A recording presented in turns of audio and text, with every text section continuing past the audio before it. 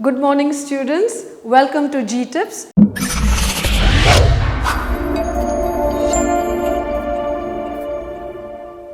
You're all looking forward to your board exams and eagerly waiting for the board exams to come and preparing for it. So here's a small content I'm taking here today. This is in relation to Ampere's swimming rule. We know that there is magnetic field around a current carrying conductor.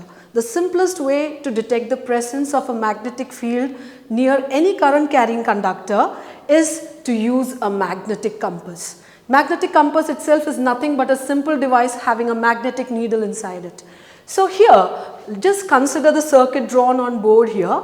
This is a simple electric circuit comprising of a battery of cells, a key, and I have marked a section of the circuit here as AB, and below this wire, section of the wire AB, I have placed a magnetic compass. It's placed on a even table. Okay, so now what happens here is, as soon as initially the key is not plugged in, it's evident that there is no current flowing when the key is not plugged in.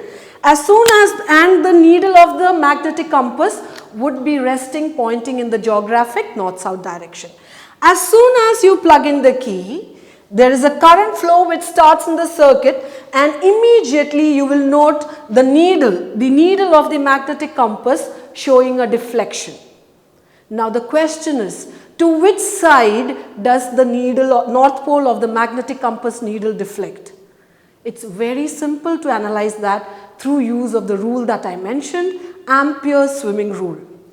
Okay, let's put physics aside for a moment and go into the world of sports. We are familiar with the name Michael Phelps, the god of the swimming god. Let's replay his action in our minds, his swimming action. Let's consider Michael Phelps swimming along this conductor AB such that the current, so this is Michael Phelps here, instead of drawing him along the conductor, I have drawn him by the side of the conductor so that you can see both sections clearly. And here is Michael Phelps.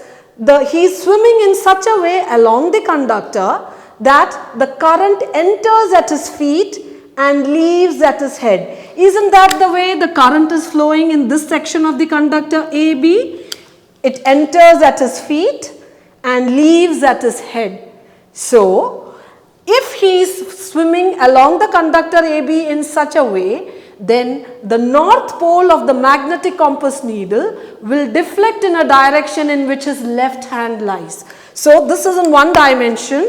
If you consider it in 3 dimension, when he is swimming like that, his left hand would lie in the direction east. So, this case, the north pole of the magnetic compass needle would deflect to the east.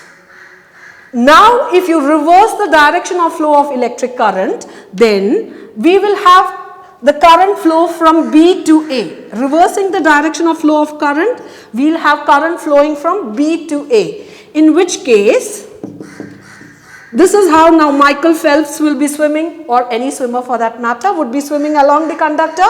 The current entering at his feet and leaving at his head.